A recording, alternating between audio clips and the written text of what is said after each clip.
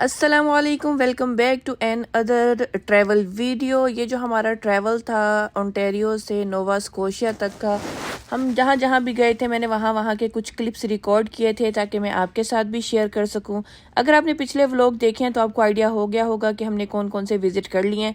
और अभी हम यहाँ से निकल रहे हैं ग्लासगो से सीधा प्रिंस एडवर्ड आइलैंड में। ग्लासगो से हम गए थे केप ब्रेटन आइलैंड। वो आइलैंड की वीडियो भी मैंने आपके साथ शेयर की थी। यार क्या मेस्मराइजिंग माहौल था वहाँ पर। खैर वहाँ से सीधा फिर हम ये प्रिंस एडवर्ड आइलैंड जाने वाले हैं। यहाँ पे ब्रिज पे हम आकर खड़े हो गए।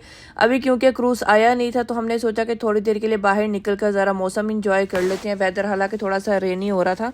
हम लोग खैर गाड़ी से निकलकर बाहर आ गए। दूसरी साइड पर एक बड़ा प्यारा सा वाटर व्यू था। हमने सोचा वहां जाकर खड़े हो जाते हैं, थोड़ा सा व्यू एंजॉय कर लेते हैं। तो अचानक से बारिश जो हो गई तेज, उसके बाद लग गई जी हमारी दौड़। दौड़ कर हम जाकर अपनी गाड़ी में ही बैठ गए। हमने कहा यार पॉइंट नहीं है यहाँ खड़ा होने का। इतनी देर में जिस फेरी पे हमने जाना था वो फेरी भी आपको नजर आ रही होगी ना, वो सामने से नजर आ रही है। अभी क्योंकि धूप में बारिश हो रही थी और जब भी धूप में बारिश होती है ना तो रेनबो का आना तो बिल्कुल मस्त होता है। जैसे ही बारिश रुकी मेरी तो गर्दन घूम घूम कर ढूंढ रही थी कि रेनबो कहाँ से आने वाली है। खैर ये हम फेरी पे जा रहे हैं आइलैंड प्रिंस एडवर्ड आइलैंड। अभी यहाँ पर क्या होता है कि फेरी में ना आप अपनी गाड़ियां भी लेकर जा सकते हो। ये जो दूसरी साइड पे आपको गाड़ियां नजर आ रही है ना, ये एक्चुअली में फेरी से निकल कर आ रही थी। अब यहाँ से इन्होंने डोर ओपन कर दिया। देखें कैसा ऐसा लग रहा है ना जैसे शार्क ने अपना बड़ा सा मुंह खोला हुआ है। आप अपनी गाड़ियां फेरी में ले जाते हैं। इनका जो फेरी का बेसमेंट वाला एरिया, वहां पे आपने अपनी गाड़ियां पार्क कर देनी होती हैं। और फिर जब आप आइलैंड पे पहुंच जाते हैं वापस फेरी में से आपने अपनी गाड़ी निकाल लेनी है ताकि आप आइलैंड पे ना घूम सकें। अदरवाइज वहां जाके आपको उबर लेनी पड़ेगी या फिर ट्रैवल का आपको मुश्किल होगा। तो इसी वजह से कभी ऐसे कहीं जाना हो तो फिर आप अपनी गाड़ी भी साथ लेकर जा सकते हैं। और गाड़ी के आई थिंक सेपरेट टिकट होती है और ये टिकट कोई ऐसी बहुत ज्यादा एक्सपेंसिव नहीं होती है। हम लोगों ने जैसे आई थिंक $91 पे किया था, जिसमें हम भी थे और गाड़ी थी। लाइक बच्चे थे, बच्चों का आई थिंक शायद फ्री होगा, बड़ों का टिकट होगा या तो गाड़ी का टिकट होगा। बाहर बारिश हो रही थी तो इस वजह से बाहर वाला जो सारा एरिया था वो वेट हुआ था, वरना मेरा दिल था बाहर बैठने का। और बारिश के बाद ना हबस भी बहुत हो गई थी। इतनी धूप तेज निकली हुई थी कि बाहर खड़ा नहीं हुआ जा रहा था। मैं सिर्फ थोड़ी देर के लिए आई कि मैं बाहर का जरा व्यू रिकॉर्ड कर लूँ और आपके साथ भी शेयर कर दूँ ये क्रूज कैसा बना हुआ है, या जो साइडों का एरिया है वो भी मैं आपके साथ शेयर कर दूँ। मैं सिर्फ यहाँ वीडियो बनाने के लिए आई। उसके बाद मैंने सोचा यार अंदर ही जाकर बैठना ठीक है, बाहर से ना बस वीडियो ले लो और अंदर चले जाओ। अदरवाइज ऊपर वाला एरिया भी है, वहाँ पे भी जाया जा सकता है बैठने के लिए भी। लो भाई हम जा रहे हैं प्रिंस एडवर्ड आइलैंड। क्रूज में हम बैठ गए हैं। ये जो फेरी है, गाड़ी नीचे पार्क हो गई है। अभी हम अंदर लाउंज में जाके बैठेंगे। उसके बाद फिर वहाँ पहुँच कर वहाँ का कुछ व्यू दिखाएंगे। हाँ खैर फिर मैं आ गई अंदर, और अंदर भी इतना ज़्यादा कोई ऐसा रश नहीं था। देखे सारी सीट्स खाली पड़ी हुई है। दूसरी साइड में भी थोड़े से ही लोग थे। और उसके बाद ये यहाँ पर इनका ये थोड़ा सा ये किचन वाला एरिया भी बना हुआ था। लाइक आपको थोड़ा बहुत फूड वगैरह भी मिल सकता है। हर जगह पे ना आपको फिर हलाल ऑप्शंस नहीं मिलते हैं। तो खैर बच्चों को भी थोड़ा सा दिल कर रहा था कि कुछ ना कुछ लेकर खा लेते। तो फिर हमने यहाँ से ना सिर्फ फ्राइज ही ले ली थी। इन्होंने ना इस वाले एरिया में मना किया हुआ है कि फ्राइज या कुछ भी खाने पीने की चीज़ आप यहाँ नहीं ला सकते हो। तो मैं वापस आई। मैंने वापस थोड़ा सा विंडो में से पानी की थोड़ी सी वीडियोस रिकॉर्ड की। उसके बाद फिर हम वापस चले गए फूड कोर्ट में और वहाँ पर खड़े हुए थे ना जब लाइन में, क्योंकि पानी की वजह से वहाँ इतने चक्कर आ रहे थे मुझे। लाइक जैसे प्लेन में आप खड़े होते हैं ना, ऐसे डिजीनेस होने लग जाती है। इसी तरह से मैं शिप में भी जब ऐसे लाइन में खड़ी हुई थी ना, मुझे इतनी डिजीनेस हो रही थी, ऐसा लग रहा था जैसे ना मेरा दिमाग घूम गया। इवन की फेरी जो थी ना कोई बहुत ज्यादा तेज नहीं चल रही थी। खैर बड़ा मजा आया, बड़ा मजे का ट्रैवल रहा हमारा। फेरी का पानी देखे माशाल्लाह कितना प्यारा लग रहा है। तो यहाँ से हम लोगों ने फिर बच्चों के लिए थोड़ी सी फ्राइज ली और हमने भी वही फ्राइज खा ली। फिर हम दूसरी क्रूज की ना दूसरी वाली साइड पे चले गए, फेरी की दूसरी वाली साइड पर। जितनी देर में बस हमने फ्राइज खाई उतनी देर में मौसम इतना चेंज हो गया। जब हम दोबारा बाहर निकले तो इतनी ठंडी हवा चल रही थी, बाकायदा ठंड लग रही थी। हल्की हल्की सी बीच में बारिश भी हो रही थी। हम लोगों ने थोड़े से अपने यहाँ वीडियोस बनाई और कुछ हम लोगों ने अपनी पिक्चर्स ली। जब हमने फैमिली पिक्चर लेनी होती ना तो जाहिर है फिर किसी को कहना पड़ता ना। और भी काफ़ी सारे लोग थे, अब किसी को भी हेल्प के लिए बुला ले तो यार can you please take our picture, तो लोग बड़ा हैप्पी होकर आपकी पिक्चर क्लिक कर लेते हैं। क्योंकि फैमिली पिक्चर लेना थोड़ा सा मुश्किल काम होता है ना, या तो फिर आप सेल्फी मोड पे लो पिक्चर। अगर आप दूर से लेना चाहते हो व्यूज है तो उसके लिए आपको किसी और की ही जरूरत पड़ती है पिक्चर लेने के लिए। और ये सारा माशाल्लाह से अटलांटिक ओशन है। मैंने पहले भी जो सारे वीडियोस शेयर किए हैं ना, उस सब में भी जो आपको पानी नजर आ रहा है वो सारा अटलांटिक ओशन का। ये इतना बड़ा ओशन है।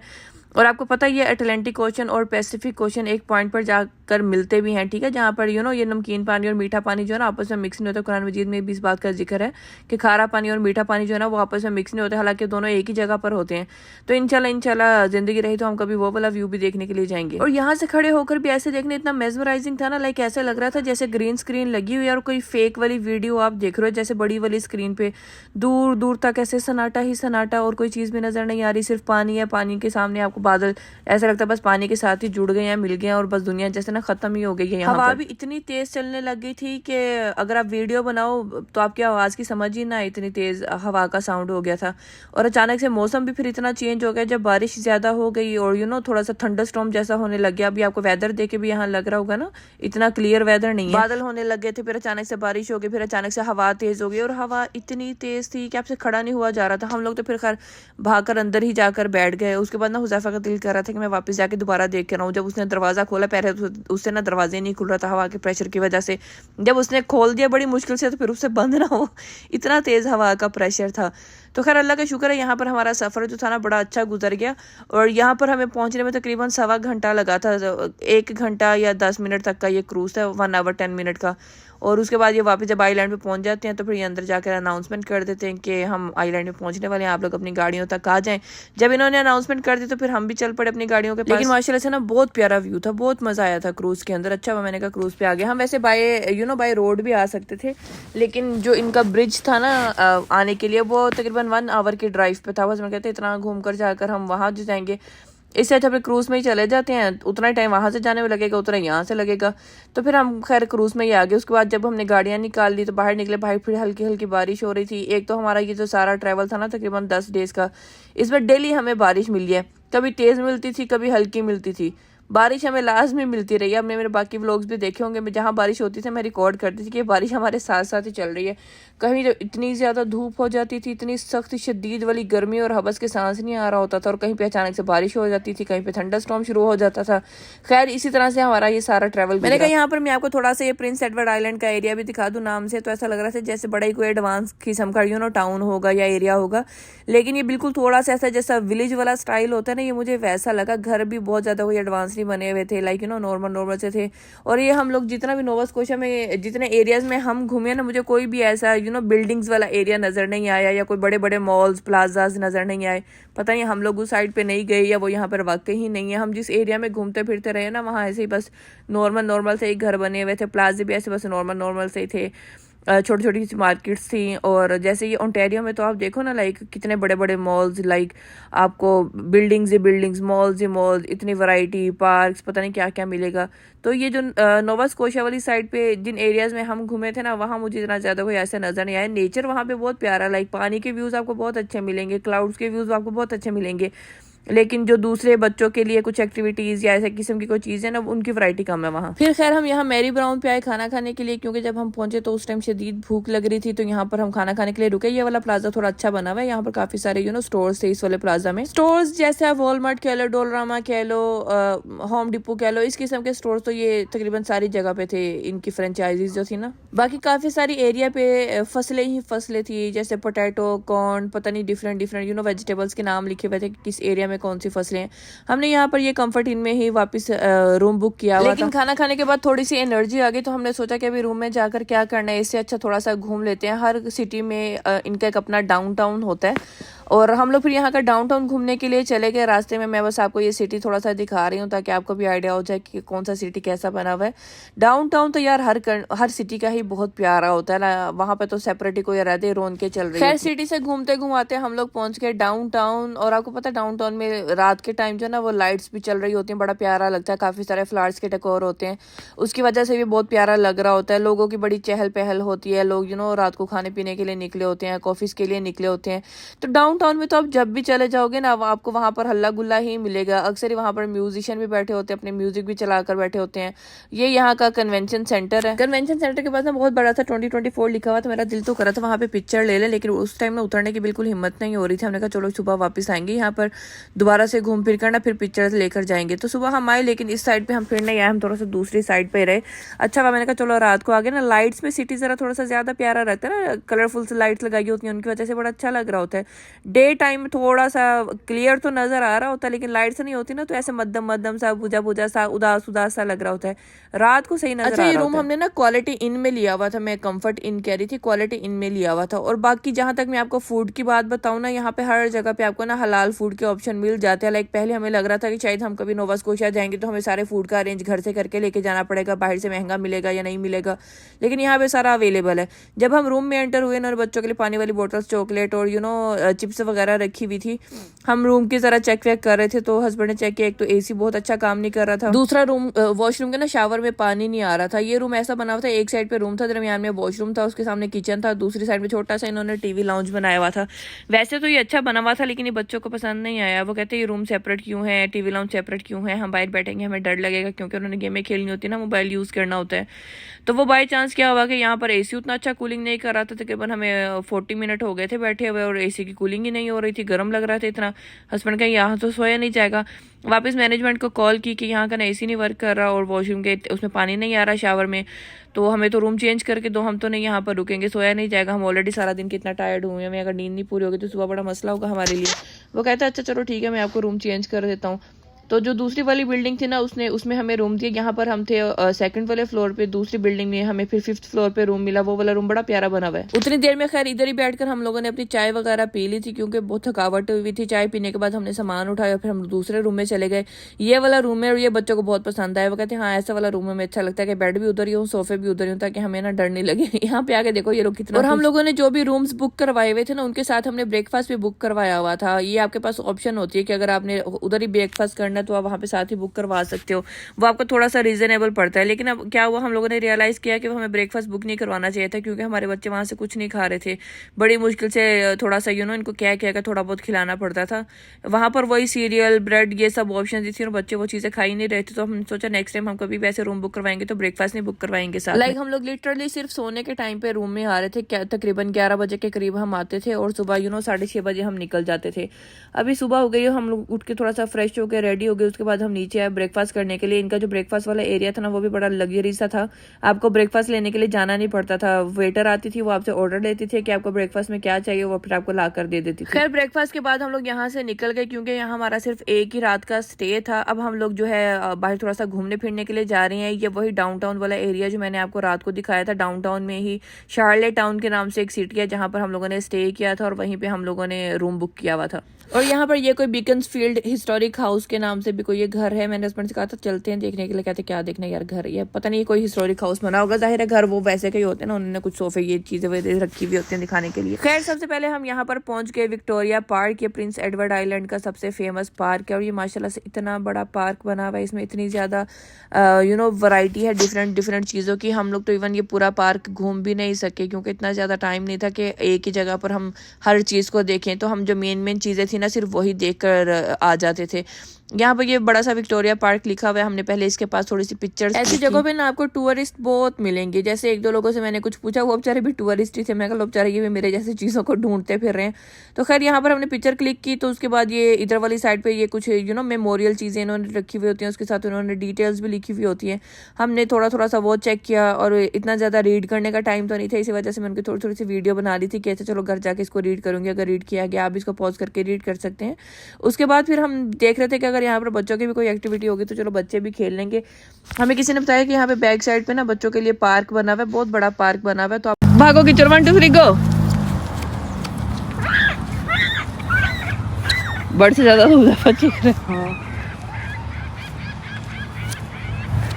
चले जी, हम लोग प्रिंस एडवर्ड आइलैंड में यहाँ विक्टोरिया पार्क में है। दूसरी साइड पे हम गए थे, लेकिन वहाँ पर ना बच्चों के लिए कोई और एक्टिविटी नहीं थी, सिर्फ बीच ही था। तो अभी किसी से पूछ कर हम इधर वाले एरिया में आए। यहाँ पर बच्चों की कुछ एक्टिविटीज़ हैं, बच्चे थोड़ा खेल लेंगे और हम इनके पास बैठ जाएंगे। बहुत प्यारी जगह भाई। पानी वाली जगह तो यार वैसे प्यारी होती है, वो तो उधर ओंटारियो में भी आप कहीं चले जाओ तो वो भी अच्छी लगती है। तो खैर ये पार्क में हम पहुंच गए, मैं पार्क दिखाती हूँ। अच्छा वो पहले जो बर्ड्स थे ना, उसके वो जो आवाज़ें निकालते हैं ना, हुज़ैफा भी सेम वैसे की आवाज़ें निकाल रहा था। खैर हम लोग आ गए यहाँ पार्क वाले एरिया में। यहाँ पे इन्होंने 3 डिफरेंट तरह के पार्क बनाए हुए हैं। ये वाला थोड़ा एक्टिविटी पार्क बनाया हुआ है। यहाँ बड़ी प्यारी प्यारी एक्टिविटीज़ हैं बच्चों के लिए। लाइक अच्छा खासा टाइम बच्चे यहाँ स्पेंड कर सकते हैं। बच्चे तो यहाँ आकर इतना खुश कि वो तो कहे हमें यहीं पर रहना, तो हमें वापस ही ना लेकर जाओ। वो सारे झूले ट्राई कर रहे थे, एक जगह से उतर रहे थे, दूसरी जगह बैठ रहे थे, तो इन्होंने इसके 3 लेवल बनाए हुए हैं। हुज़ैफा को वॉशरूम में लेकर आई हूँ। बच्चों के साथ यही होता है, ट्रैवल में भी वॉशरूम, कहीं पहुँच जाओ तो भी वॉशरूम। शुक्र है वॉशरूम मिल गया, कब से वॉशरूम ढूंढती फिर रही थी किधर है। अभी आ जाएगा, ये लोग थोड़ा सा यहाँ खेलेंगे, फिर हम जाएंगे अगले पॉइंट पर। हमारा टूर जो है ना वो पॉइंट टू पॉइंट है एक पॉइंट से दूसरे पॉइंट पर। कहीं पर भी ऐसा नहीं है कि हमने सारा दिन एक ही जगह पर स्पेंड किया हो, हम लोग घूम घूम के सारा चेक कर रहे हैं। ठीक है, अभी हम लोग प्रिंस एडवर्ड आइलैंड के विक्टोरिया पार्क में हैं। इससे आगे वाली लोकेशन में जाएंगे तो फिर मैं आपको वो भी दिखाऊंगी। छोटे बच्चों के लिए छोटी वाली स्लाइड्स भी रखी हुई हैं, थोड़े से बड़े बच्चों के लिए बड़ी वाली स्लाइड्स भी हैं। उसके अलावा यहाँ पर ये तो थोड़ा एक्टिविटी वाला था वो भी है, स्प्लैश पैड भी है, पूल भी है। लाइक अच्छी खासी यार इन्होंने स्पेस लेकर ना ये बनाया है। और सामने जो ना पानी वाला व्यू है वो वैसे ही ज़्यादा अच्छा लग रहा होता है ना। बीच एरिया भी है, लोग बीच पे भी साथ ही इंजॉय कर लेते हैं। मुझे भी ये वाला पार्क बड़ा पसंद आया, बच्चों ने बड़े झूले लिए, यूसुफ को भी बड़ा मज़ा आ रहा था, उसके लिए भी काफ़ी सारा फन हो गया था ना। यहाँ डिफरेंट चीज़ें थी। अदरवाइज छोटे पार्क्स में तो इतना ज़्यादा नहीं होता ना, ज़्यादा से ज़्यादा क्या होता है, स्विंग होती हैं, 2-3 स्लाइड्स होती हैं, या 1-2 कोई वो मंकी बार्स होते हैं, इससे ज़्यादा तो कुछ नहीं होता। लेकिन इन्होंने जो झूले लगाए हुए थे ना वो बड़े अच्छे लगाए हुए थे। ये 2 साइड्स पर जो बच्चे बैठ के झूले ले रहे होते हैं ना, इस पर इनको बड़ा मज़ा आया था। यूसुफ को इसमें बेचारे को थोड़ा सा डर लग रहा था, जैसे ही ऊपर जाता था ना यूसुफ के पेट में बटरफ्लाइज आने लग जाती थी। और ये जो गोल वाला है इसके ऊपर बच्चे बैठे हुए, उनको हस्बैंड ने ज़रा थोड़ा सा घुमा के झूले दिए तो उनको चक्कर आ गए। मैंने कहा उतर कर आ जाओ, दिल खराब होने लग जाएगा, अभी हमने जाना भी है और दिल खराब हो रहा हो गाड़ी में आप बैठ जाओ तो और दिल खराब होता है। यहाँ पर बच्चों ने तकरीबन 30 मिनट या 35 मिनट के लिए प्ले किया था। उनकी भी अच्छी एक्टिविटी हो गई थी, क्योंकि हम लोगों ने यहाँ से निकल कर ना मोनको टाउन भी जाना था। इसी वजह से हमारे पास जो टाइम था ना उसके अंदर हम चेक कर रहे थे कि जो मेन एरियाज है ना वो हम अच्छे से देख लें, वहाँ पिक्चर ले लें, वीडियोज बना लें। और बच्चों का पार्क मिल गया था तो चलो थोड़ी देर इन्होंने यहाँ प्ले कर लिया। अदरवाइज अगर एक ही जगह पर इतना टाइम लगाएंगे तो फिर सारा कुछ देखा नहीं जाएगा। तो फिर हमने बच्चों को निकाला कि आज भाई चलते हैं, अगली जगह जाते हैं, कोई नेक्स्ट चीज भी देख कर आते हैं। फिर हम यहाँ से निकले। यहाँ से तकरीबन 1 आवर की ड्राइव पर था ग्रीनविच बीच। ठीक है, ये भी बड़ा प्यारा बीच बना हुआ था। यहाँ पे आपको ये नाम नजर आ रहा होगा ग्रीनविच। अब क्या होता है कि आप दूर वाली जगह पे चले तो जाते हैं, लेकिन आपको पहले सारा सर्च करना पड़ता है कि कौन कौन सी जगह आपने एक्सप्लोर करनी है, कौन कौन सी जगह आपने देखनी है, कहाँ पर क्या क्या करना है। ये सारा आप प्री प्लान करके लेके जाते हैं तो ही आपका टाइम सेव होता है। अगर आप जाएंगे, जाकर सर्च करेंगे, देखेंगे, वो तो टाइम वेस्ट करने वाली बात होती है। तो इस वजह से हस्बैंड ने पहले कुछ चीज़ें जो देखनी थी उन्होंने पहले से उनके नाम वाम लिख कर उनकी लोकेशन लिख कर रखी हुई थी, ताकि हमारा टाइम ना वेस्ट हो। तभी तो हम एक दिन में 2-3 जगह पर घूम कर ना नेक्स्ट वाली स्पॉट पे पहुंच जाते थे। अब यहाँ पर बीच पे जाने की ना टिकट है, आप ऐसे नहीं जा सकते हैं। तो यहाँ पर आपको पहले यहाँ सेंटर में आना पड़ता है। और यहाँ सेंटर में भी इन्होंने काफ़ी ज़्यादा चीज़ें रखी हुई थी। एक छोटा सा जैसा म्यूजियम होता है ना वही बनाया हुआ था। हर चीज़ की डिटेल भी लिखी हुई थी, चीज़ों के नाम लिखे हुए थे, जैसे छोटे छोटे एनिमल्स हैं, इंसेक्ट्स हैं, बर्ड्स हैं, इवन के सैंड है, या जो भी चीज़ थी ना हर चीज़ के नाम लिखे ना पूरा इन्होंने अंदर म्यूजियम बनाया हुआ था। इतना अच्छा लग रहा था ना ये वाला म्यूजियम भी। इवन कि इस वाले एरिया में ना इन्होंने रेत के सैंपल भी रखे हुए थे, कुछ ओपन भी रखे हुए थे। इन्होंने वो 2 डिफरेंट डेजर्ट की सैंड थी और उस पर लिखा हुआ था कि इन दोनों में डिफरेंस है, बस एक थोड़ी सी ज्यादा स्मूथ थी और एक थोड़ी सी खुरदरी। इन्होंने जो भी ये म्यूजियम टाइप का बनाया हुआ था ना ये इतना प्यारा था ना, मैं कहती लाइक स्कूल वालों को ना बच्चों को ऐसे वाली जगह पर म्यूजियम्स वगैरह में लेकर जाना चाहिए, ताकि वो डिफरेंट चीजें एक्सप्लोर कर सकें, टच करके देख सकें, उनका नॉलेज बढ़ता है। यहाँ तो स्कूल वाले आई थिंक ऐसी जगह पे कम ही ट्रिप पर लेकर जाते हैं। हमारे जो स्कूल्स थे ना पाकिस्तान वगैरह में वो फिर भी ट्रिप पर ऐसे लेकर जाते थे, म्यूजियम में, किसी पार्क में। यहाँ पे बहुत कम जाते हैं बच्चे ट्रिप पर। हमजा लोग जैसे गए थे लास्ट ईयर स्कीइंग के लिए, और मेरी एक फ्रेंड का बेटा था, वो आई थिंक ग्रेड 8 में है। वो लोग जब गए थे ना तो उनको वंडरलैंड लेकर गए थे। आई थिंक इनको म्यूजियम्स वगैरह में भी लेकर जाना चाहिए, क्योंकि यहाँ पर हर चीज़ के साथ जो उसकी डिटेल लिखी हुई ना हिस्ट्री से रिलेटेड, वो बड़ी अच्छी लगती है। अभी देखो यहाँ पर जैसे ये एनिमल की इन्होंने स्किन रखी हुई है, आप उसको टच करके फील कर सकते हो ना। वैसे तो आप हर पेट को नहीं टच कर सकते हो। उसके अलावा यहाँ पर ये पता नहीं हॉर्न रखा हुआ है इन्होंने, किस एनिमल का, वो भी इन्होंने खैर साथ में लिखा हुआ था। काफ़ी सारी चीज़ें मुझे याद भी रहती हैं और काफ़ी सारी तो फिर भूल भी जाती हैं। और उस टाइम जब चीज़ें देख रहे हो ना तो ऐसे लगता है यार याद रहेगा। व्लॉग बनाओगे तो आप उसमें ऐसे डाल दोगे, लेकिन क्योंकि उस टाइम पे सेम डे में ना तो व्लॉग एडिट हो रहा था ना ही अपलोड हो रहा था, तो जब तक एडिट करना होता है, अपलोड करना होता है ना, तो आधी चीजें भूल जाती हैं या फिर मिक्स हो जाती है कि क्या किया था, कैसे। यहाँ एक ना इन्होंने एल्बम रखा हुआ था, आई थिंक इंडिजिनस का ये एल्बम है। तो इनकी पिक्चर्स देखकर मुझे याद है, बाकी पहले ऐसे black and white he picture होती थी ना हमारे भी पेरेंट्स के पास, उनके पुराने पुराने जो पिक्चर्स थी कुछ वो भी ऐसे की थी, ब्लैक एंड वाइट। अभी तो टाइम इतना चेंज हो गया, इतना एडवांस हो गया ना कि हर पिक्चर में कलर्स ही कलर्स होते हैं। अब लोग अपनी ब्लैक एंड वाइट पिक्चर सिर्फ एक फैंसी लुक देने के लिए कोई एक आधी पिक्चर को ब्लैक एंड वाइट रखवा लेते होते हैं, वरना तो सारा कलर ही कलर है। उसके अलावा अब तो खैर वो टाइम इतना चेंज हो गया कि वीडियो दौर आ गया, अब तो वीडियोज इतनी अच्छी अच्छी चल रही होती हैं। मैं वही कह रही हूँ कि पहले वाले लोग आज का दौर आकर देखे तो उनको समझ ही ना आए कि वो कहाँ। अब ये देखो ये कितना प्यारा, ये इन्होंने पूरा नीचे मैप बनाया हुआ है और एक साइड पे ना इन्होंने बटन्स लगाकर ऊपर डिफरेंट डिफरेंट चीजों के नाम लिखे हुए थे कि अगर आपको कोई सिटी देखना है या कुछ देखना, वो वाला बटन प्रेस करो तो उस सिटी की लाइट ऑन हो जाएगी, तो आप उस सिटी को देख सकते हो। इसी तरह से यहाँ पर काफी वेजिटेबल्स थे, लीव्स वगैरह थे, इनकी सारी डिटेल्स लिख के नीचे इन्होंने बटन लगाए हुए थे। उसके बाद फिर हम थोड़ा सा आगे गए तो आगे ये इन्होंने फ्रॉग्स, डक्स, ऐसे की चीज़ें भी सारी रखी हुई थी, डिफरेंट नस्लों के जो थे या डिफरेंट काइंड्स के जो थे उनके सारे नाम मेंशन किए हुए थे। बग्स इवन रखे हुए थे, छोटे वाले बग्स भी रख के ना उनके भी सारे नाम और डिटेल्स मेंशन की हुई थी। एक ये क्रैब रखा हुआ था जो था तो फेक वाला ही, आप उसको लेकिन हाथ लगा के चेक कर सकते हो कि जो ओरिजिनल क्रैब है ना उसका टेक्सचर कैसा होगा, उसकी स्किन कैसी होगी, उसका फील कैसा होगा। बिल्कुल पत्थर ही लग रहा था, मैंने भी हाथ लगा के देखा, मैंने कहा यार जाग ही ना जाए कहीं असली ही ना हो, लेकिन मेरे ख्याल से वो नकली ही था क्योंकि मैंने उसको पकड़ के उल्टा सीधा किया ना, वो हिला नहीं तो वो नकली ही होगा फिर, लेकिन वो इतना हार्ड था ना। अभी तो मैंने काफ़ी सारी चीज़ों की डिटेल्स पढ़ी ही नहीं, उनको रीड ही नहीं किया, क्योंकि अगर यहाँ पर ही रीड करने लग जाते ना तो इसके लिए भी हमें एक पूरा दिन चाहिए था सारी चीज़ों को पढ़ने के लिए, देखने के लिए, समझने के लिए, इंजॉय करने के लिए, लेकिन इतना ज़्यादा टाइम नहीं था। इस वजह से मैं बस खड़े खड़े ना पिक्चर्स लिए जा रही थी ताकि मैं आपको भी दिखा सकूँ कि म्यूज़ियम कैसा बना हुआ था। क्योंकि आप में से भी काफ़ी सारे लोग ज़ाहिर प्रिंस एडवर्ड आइलैंड नहीं आए होंगे ना, तो जब नहीं गए होते ना आप कहीं, तो वहाँ की चीज़ देखकर, जगह देखकर बड़ा अच्छा लग रहा होता है। कल आप किसी को बता सकोगे कि हाँ हमने प्रिंस एडवर्ड आइलैंड का वर्चुअल विजिट किया हुआ है। ये मेरा जेंटलमैन बेटा देखे मेरे लिए ना डोर खोल के खड़ा है। Yusuf, it's for me, thank you so much मी जान, thank you, give me hug, thank you. ये मेरा बच्चा ना मुझे हर वक्त पैम्पर करता रहता है, आप इतनी प्यारी हो मम्मा, आप इतनी ब्यूटीफुल हो, आप इतनी सॉफ्ट हो, आप इतनी क्यूट हो, आप प्रिंसेस के जैसी लगती हो। पता नहीं बेचारा मुझे क्या कहता रहता है। इसने मुझे कुछ भी देना होता ना, ये ऐसे घुटनों में बैठ के दे रहा होता है। डोर खोल रहा था ना तब भी ऐसे करके बैठा हुआ था। चलो जी, म्यूजियम से निकलकर हम यहाँ ग्रीनविच बीच पहुंच गए हैं। वो म्यूजियम उन्होंने सेपरेट नहीं बनाया हुआ था, वो बस जहाँ पर आप टिकट बाय करते हो ना वहाँ पर ही सारा वो म्यूजियम बना हुआ था। वहाँ से हम आ गए हैं अब यहाँ ग्रीनविच में। अब ये क्या है, ये भी बहुत बड़ी ट्रेल बनी हुई है भाई। ये जहाँ पर हम खड़े हैं ना इससे बहुत आगे जाकर ऑपोजिट वाली साइड पे बीच आता है, ठीक है। अब ये ट्रेल्स काफी सारी छोटी छोटी सी जगहों पे भी निकलती है। अगर आपने आसपास के पॉइंट्स देखने तो आप वहाँ पे भी जा सकते हैं, लेकिन हम आसपास वाले पॉइंट्स में तो नहीं गए। यहाँ पर इन्होंने जगह जगह ना लिख के भी लगाया हुआ था कि कोई एनिमल निकल कर आ सकता है, कुछ भी, तो you have to be very careful, इकट्ठे रहें, कोई स्टिक हाथ में पकड़ के रखें ताकि कोई आ जाए तो आपके पास प्रोटेक्शन के लिए कुछ होना चाहिए। तो ये वाली ट्रेल भी अच्छी खासी लंबी थी कि एक तो ऑलरेडी जाहिर है इतने दिनों से हम मुसलसल फिर रहे हैं, बस हुई थी। मैंने हस्बैंड से कहा यार आपने इतना दूर वाला क्यों देखा, कोई नजदीक वाला देख रहे थे, मेरे से तो चला ही नहीं जा रहा, टांगों की बस हुई थी। खैर बच्चे भी थोड़ा सा थके तो हुए थे, उनको इसी तरह से रेस वेस लगाकर एंगेज कर हम लोग लेकर गए। और प्रिंस एडवर्ड आइलैंड में ना ये वाली जगह जो है ना ये भी बहुत फेमस है, इसको कहते हैं फ्लोटिंग बोर्ड। और ये फ्लोटिंग बोर्ड क्या है कि जब आपने पीछे वो ग्रीनविच बीच देखने जाना होता है ना तो आपको इस फ्लोटिंग बोर्ड के ऊपर से गुजर कर जाना पड़ता है।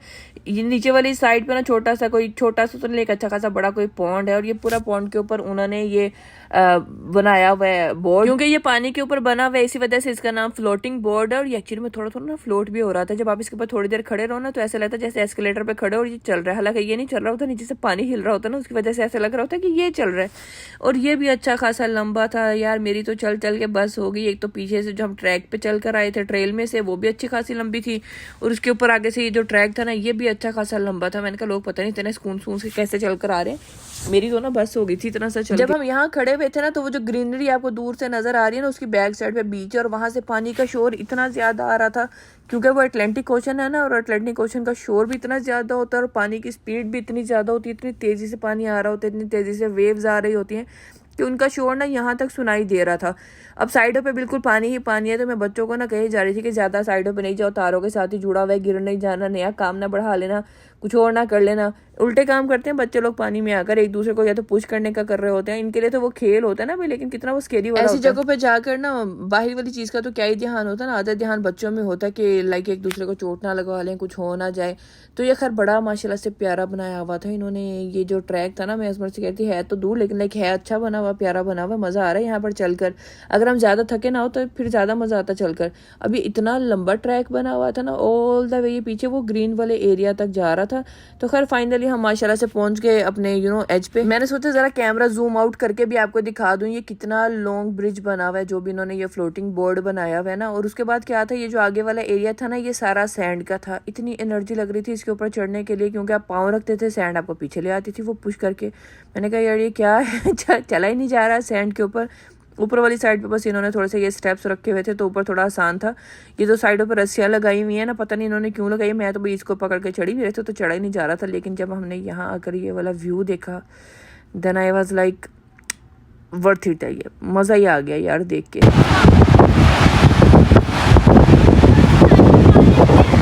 मैंने कहा थोड़ा सा आपको हवा और पानी का शोर सुना दूं। ये इतना ज़्यादा यहाँ पर फील नहीं हो रहा जितना ये ओरिजिनल में फील हो रहा था। बस पानी देखा बच्चों के तो फिर मुंह में भी पानी आ गया।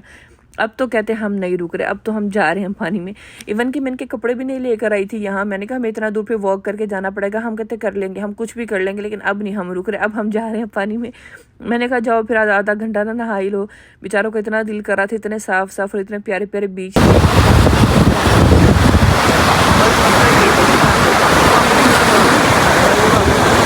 आगे नहीं जाना,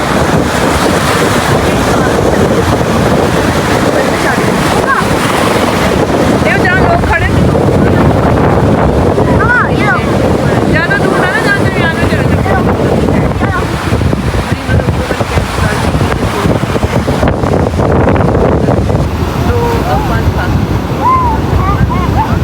ये बस आगे आगे एरिया में आपको थोड़ा सा ये वीड्स वगैरह नजर आ रहे होंगे ना। पीछे से बहुत क्लीन पानी था। वो देखो जैसे दूर दूर तक लोग खड़े हुए हैं ना, वो इतना ज्यादा उधर तक डीप भी नहीं था।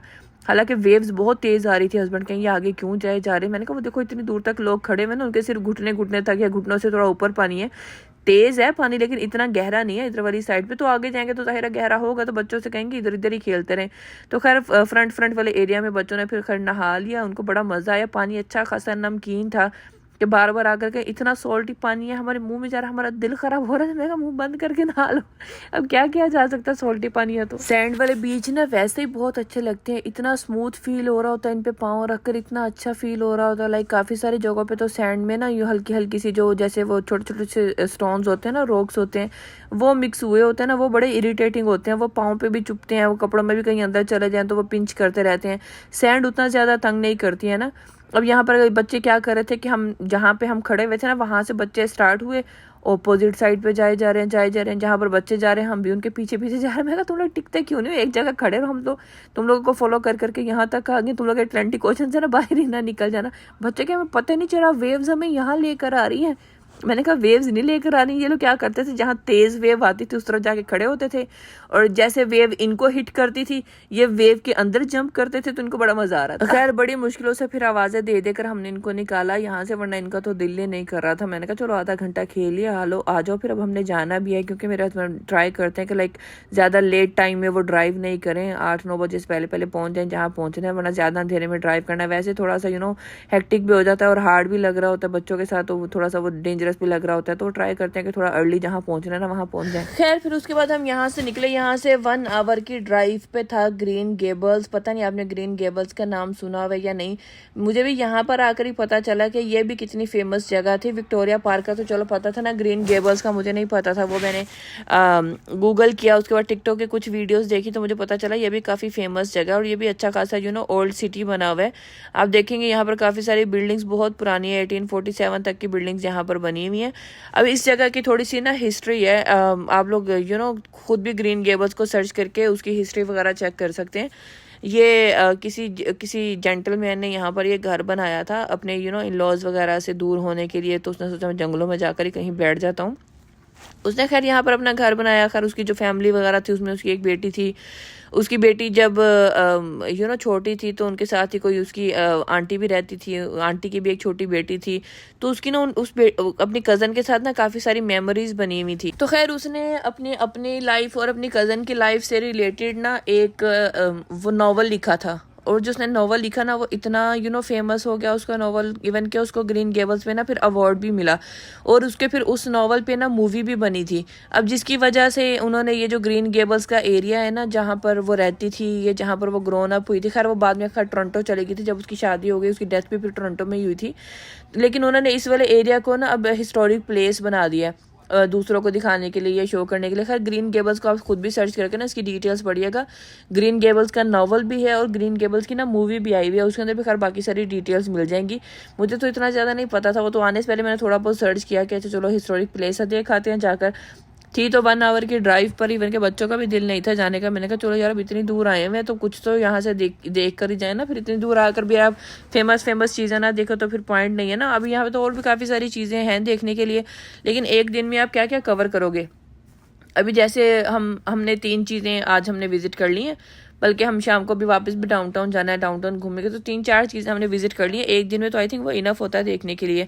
तो इस वजह से अगर प्री प्लान्ड हो ना सारा कुछ तो वो अच्छा रहता है। अब यहाँ इन्होंने सारी वो उसके घर के डेकोर की चीज़ें और काफ़ी सारे कपड़े वपड़े इस तरह से जो भी सारा ओल्ड वाला स्टफ था उनको ऐसे रख कर ना, तो इन्होंने रस्सियाँ लगाई हुई थी ताकि कोई किसी चीज़ को टच नहीं करे। बस आप ऐसे घर में से जाओ, सारा विजिट करो। 2 पोर्शन बने हुए थे, ऊपर वाले में भी बेडरूम वगैरह थे, तो फिर हम ऊपर भी गए देखने के लिए। और उसके बाद फिर आप दूसरी साइड से एग्जिट कर लो। मेरे ख्याल से 5 से 6 मिनट का बस इनका ये टूर था। एक साइड से जाओ, सारा विजिट करो, दूसरी साइड पे आ जाओ। लाइक अच्छा बना हुआ था। बच्चे कहे हम इतनी दूर से ये देखने के लिए आए। मैंने कहा हिस्टोरिक प्लेस है, हिस्टोरिक प्लेस तो ऐसे ही होती है किसी का, जैसे म्यूजियम होता है ना, म्यूजियम टाइप चीज़ें ही होती हैं। क्या बस आओ हिस्टोरिक प्लेस को विजिट करो और चले जाओ। अच्छा, अगर आप लोगों ने ग्रीन गेबल्स का नॉवल पढ़ा हुआ है या फिर आप लोगों ने ग्रीन गेबल्स की मूवी देखी हुई है या आपको इसकी हिस्ट्री का कुछ पता हुआ तो कमेंट करके मुझे लाजमी बताना कि अगर उसका कोई मेन पॉइंट है ना, मेरे इन्फॉर्मेशन में थोड़ा सा इजाफा हो जाएगा। वरना जाहिर है मैं भी इसको थोड़ा सर्च करके चेक करूंगी कि ये क्या था और कैसे वर्क करता था। खैर ये यहाँ पर जो इन्होंने बर्तन रखे हुए थे ना, थे तो ओल्ड स्टाइल, लेकिन लग देखो कितने प्यारे रहे हैं। ये जो फूलों वाली प्लेटें है ना, वो पहले ज़ाहिर ट्रेंडिंग में होती थी ना, पहले बड़ा चलती थी फूलों वाले बर्तन, फूलों वाली प्लेटें। अभी तो खैर उसका इतना वो दौर ही नहीं रहा। तो जितनी ज़्यादा प्लेन होती है वही उतनी ज़्यादा अच्छी कंसिडर की जाती है, रिच कंसिडर की जाती है। तो जितने ज़्यादा आप फूलों वाले बर्तन रखो उनको तो अब लोग वैसे ही पेंडू वाला कहते हैं कि पेंडुओं वाला काम किया हुआ है। पहले लोगों ने घरों में जो वॉलपेपर भी थे ऐसे जैसे फ्लावर्स वाले थे ना, वो लगाए होते थे। अब खैर ट्रेंड की बात है, टाइम की बात है। टाइम इतनी जल्दी चेंज हो जाता है, फैशन इतनी जल्दी चेंज हो जाता है कि पुरानी चीज़ों को लोग फिर पेंडुओं का नाम देते थे कि पेंडुओं वाले काम कर रहे हैं। लेकिन अपने अपने शौक है ना सबके। मुझे ना खैर ऐसे वाले जो पुराने से घर होते हैं, जैसे कि जो हिस्टोरिक प्लेसेस होती है ना, मुझे देखने का बड़ा मजा आता है। इवन जैसे कि मुझे आजकल शौक चढ़ा होता है ये जो अबंडेंट हाउसेज होते हैं ना, अबंडेंट मॉल्स होते हैं। मेरा तो आजकल ये दिल करा देखने का कि मैं देखूंगी कि इनकी टिकट्स वगैरह कहाँ से मिलते हैं, कोई भी अबंडेंट प्लेस देखने का ना। जैसे कोई भी लोग छोड़कर चले जाते हैं, कोई इशू हो जाता है या कुछ भी हो जाता है तो उस एरिया को ये लोग फिर बंद कर देते हैं, उसको फिर ऐसे विजिट एरिया के लिए या टूरिस्ट प्लेस बना देते हैं कि आप जाकर उस अबंडेंट चीज़ को विजिट करके आ जाओ। उसके बाद फिर खैर खाना खाने का टाइम हो गया, क्योंकि सुबह सिर्फ हमने जो अपने रूम में से नाश्ता किया हुआ था, हल्का फुल्का था, बस वही किया हुआ था। और अभी इतनी शदीद भूख लगी हुई थी, हमने यहाँ से फिर पिज़्ज़ा लिया, नाचोस लिए और विंग्स लिए। फिर हम लोगों ने वो खाया तो खैर बड़ा मज़ा आया। नाचोस इतने अच्छे तो नहीं थे, लेकिन भूख इतनी लगी हुई थी ना कि मज़ा आया था खाकर। वापस खैर हम आगे डाउनटाउन वाली साइड पे घूमने के लिए, क्योंकि जब रात थी तब काफ़ी सारी चीज़ें जो थी वो उतने अच्छे से नज़र नहीं आ रही थी। लाइटें तो अच्छी लग रही थी। अब वही एरिया फिर हम दूसरी साइड पे आके पार्क की गाड़ी, और पार्क वाली साइड से फिर हम लोग ज़रा एंटर हो गए कि चलो वॉक करके जाते हैं अंदर, डाउनटाउन घूम कर आते हैं। और यहाँ तक म्यूज़िक की आवाज़ आ रही थी डाउनटाउन। मैं वही कह रही थी ना, जहाँ पर भी होता वहाँ कोई ना कोई म्यूजिशियन बैठे ही होते हैं, उनके सॉन्ग सिंग हो रहे होते हैं और बाकी लोग बैठ के एंजॉय कर रहे होते हैं। हम लोगों ने वहाँ पर कुछ खैर घुमा फिरा, रेस्टोरेंट्स भी थे ज़ाहिर है वहाँ पर। वाटर के लिए भी काफ़ी सारी एक्टिविटीज़ थी, लाइक आप बोट कर सकते हैं, कनोइंग कर सकते हैं, और भी काफ़ी सारे उनकी एक्टिविटीज़ थी। बच्चे कहे हम कर लें, मैंने कहा नहीं भाई हमने निकलना है, हमने मोनकुटन जाना था अभी यहाँ से, और वो भी तकरीबन काफ़ी लंबी ड्राइव है, 7-8 घंटे की। तो फिर इतना टाइम जो है ना हमें सेव करना था जाने से पहले। यूसुफ को देखो जरा क्या कर रहा है। आप कहता है आपको पता है यहाँ से काऊ का ना मिल्क आता है। मैंने कहा कि देखो अगर काऊ का मिल्क आता है, मैं कहा बेटा फेक काऊ है, इसका मिल्क कहाँ से आने वाला है। खैर काऊ की ना आइसक्रीम बहुत ही फेमस है, बड़े मज़े की भी होती है। हम लोगों ने फिर यहाँ पर अपनी अपनी आइसक्रीम ले ली कि चलो अब डाउनटाउन आए हैं, मैं कुछ एक्टिविटी हो जाएगी। और यहाँ पर म्यूजिक चल रहा था ना, यहाँ म्यूजिक चलता है वहाँ यूसुफ के भी मूव्स शुरू हो जाते हैं। मुझे अपने मूव्स दिखा रहा, कहता मैं आपको अपने फेवरेट मूव्स दिखाता हूँ, अब मेरे मूव्स देखो। मैंने कहा चला जा के तेरी वीडियो बना लूँ, तेरे मूव्स की भी वीडियो बना लूँ। खैर हम लोगों ने यहाँ से फिर अपने आइसक्रीम ली और बाहर आ गए। हमने लेक साइड पे बैठ के अपनी आइसक्रीम खाई। आइसक्रीम भी बहुत मज़े की थी, मौसम भी बहुत अच्छा हुआ था। और बस ये था जी हमारा आज का व्लॉग। होपफुली आपको हमारा आज का व्लॉग पसंद आया होगा, आपने व्लॉग एंजॉय किया होगा। ये मैंने आज आपको प्रिंस एडवर्ड आइलैंड का विजिट करवा दिया है वर्चुअली। और ये मेरा तकरीबन 2 डेज़ का विजिट था, जैसे 2 डेज़ थे और 1 नाइट हमने स्टे किया था वहाँ पर। और ये सारा विजिट मैंने आपको करवा दिया। जाते हुए हम फेरी में गए थे और वापस फिर हम दूसरी साइड से ना बाय रोड आ गए थे और वापस आते आते हमें रात हो गई थी। और रास्ते में जब ये सनसेट हो रहा था मैंने सोचा मैं इसको थोड़ा सा रिकॉर्ड कर दूं। माशाल्लाह से ये इतना प्यारा लग रहा था, कैसा ऑरेंज सा हो जाता ना, साइडों पे इतने प्यारे प्यारे कलर आ रहे होते हैं सन के। तो एक तो गाड़ी भी ज़ाहिर है तेज़ चल रही होती है, तो कैमरा भी मेरा हिल रहा था, तो उतने अच्छे से मेरे से रिकॉर्ड नहीं किया गया।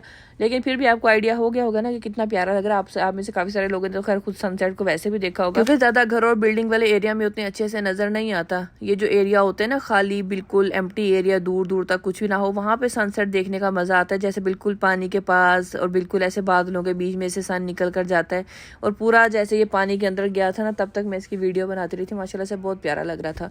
खैर thank you so much for watching my vlog. इसको लाजमी शेयर कीजिएगा ताकि बाकी किसी को भी प्रिंस एडवर्ड आइलैंड देखना है तो वो मेरे साथ उसका ऐसे वर्चुअल टूर कर सके। और आप लोगों ने अगर इसको पूरा देखा तो मुझे लाजमी बताइएगा कि आपको कौन सी वाली जगह ज़्यादा पसंद आई, कौन से वाले पार्ट को आपने ज़्यादा इंजॉय किया, कौन सा पार्ट आपको ज़्यादा इंटरेस्टिंग लगा।